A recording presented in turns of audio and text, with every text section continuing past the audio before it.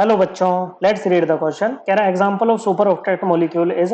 इन चारों में से, इन तीनों में से बच्चों सुपर ऑक्टेट मॉलिक्यूल कौन सा है, कौन कौन से होंगे बच्चों। सुपर ऑक्टेट मॉलिक्यूल वो होते हैं बच्चों जिनके सेंट्रल एटम में बच्चों क्या होते हैं, सेंट्रल एटम के वैलेंस शेल में 8 से ज्यादा इलेक्ट्रॉन होते हैं बच्चों। ओके, तो यहाँ पर देखो सेंट्रल एटम को कैसे पहचानेंगे, जैसे भाई फ्लोरीन 3 है और क्लोरीन 1 है, तो जो कम वाला होता है ना, जो एक वाला होता है वो सेंट्रल एटम होता है। और जनरली क्या होता है कि जो लेस इलेक्ट्रोनेगेटिव एलिमेंट होता है ना, वो हमारा सेंट्रल एटम बनता है बच्चों। ओके, ऐसा हमेशा नहीं होता, मतलब जनरली ऐसा ही होता है बच्चों। अब देखो सुपर ऑक्टेट वाले मॉलिक्यूल में क्या कह रहे हैं कि जिनके सेंट्रल एटम में वैलेंस शेल में क्या हो, 8 से ज्यादा इलेक्ट्रॉन हो। ओके बच्चों, देखो क्या होता है, ये जो हमारे एटम्स होते हैं ना, वो स्टेबिलिटी के लिए क्या करते हैं बच्चों, बॉन्डिंग इसीलिए करते हैं ताकि जो है उनके वैलेंस शेल में क्या आ सके, 8 इलेक्ट्रॉन आ सके, मतलब नियरेस्ट नोबल गैस कॉन्फिगरेशन को वो अक्वायर कर सके बच्चों, जिससे वो स्टेबल हो जाए।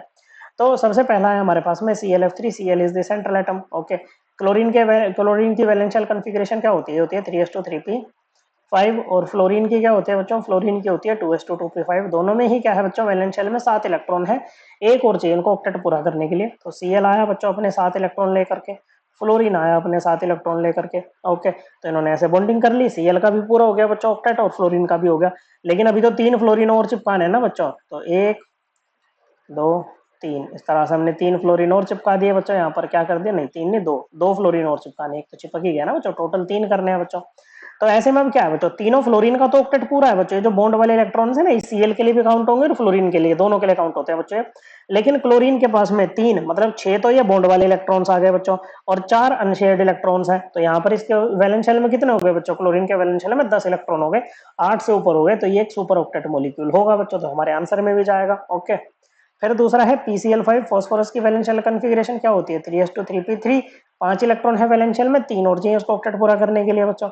अब 5 आपने ऐसे लगा दिए। ओके, अब Cl भी जैसे फ्लोरीन मोनोवेलेंट है बच्चों, एक ही बॉन्ड बना रहा है, Cl भी एक बॉन्ड बनाएगा, तो ऐसे में Cl का ऑक्टेट तो पूरा हो गया बच्चों। ओके, इस Cl का भी पूरा, इस Cl का भी पूरा बच्चों। ओके, और अब फास्फोरस का भी पूरा हो चुका है बच्चों। फास्फोरस के भी वैलेंस शेल में 8 इलेक्ट्रॉन आ चुके हैं बच्चों। लेकिन अभी आपको 2 क्लोरीन और लगाने हैं, तो ये भी बच्चों सारे पेयर, सारे जो इलेक्ट्रॉन्स है ना बच्चों, इसके बॉन्डिंग में चले जाएंगे फास्फोरस के वैलेंस शेल वाले। तो 5 बॉन्ड है, हर बॉन्ड में 2 इलेक्ट्रॉन बच्चों, तो फास्फोरस के वैलेंस शेल में कितने हो जाएंगे, 10 इलेक्ट्रॉन। ओके बच्चों, तो वैलेंस शेल में कितने हैं बच्चों, 8 से ज्यादा है ना फास्फोरस के, तो ये भी सुपर ऑक्टेट मॉलिक्यूल हुआ, तो ये भी आंसर में जाएगा बच्चों। तीसरा है IF7। आयोडीन की वैलेंस शेल कॉन्फ़िगरेशन क्या होती है बच्चों, ये होती है 5s2 5p5। 7 इलेक्ट्रॉन है वैलेंस शेल में बच्चों। ओके, अब 7 फ्लोरीन लग जाएंगे बच्चों। ओके, हर फ्लोरीन के साथ ये 1 इलेक्ट्रॉन शेयर करेगा, बॉन्ड में 1 इलेक्ट्रॉन आयोडीन का है, 1 इलेक्ट्रॉन फ्लोरीन का है बच्चों।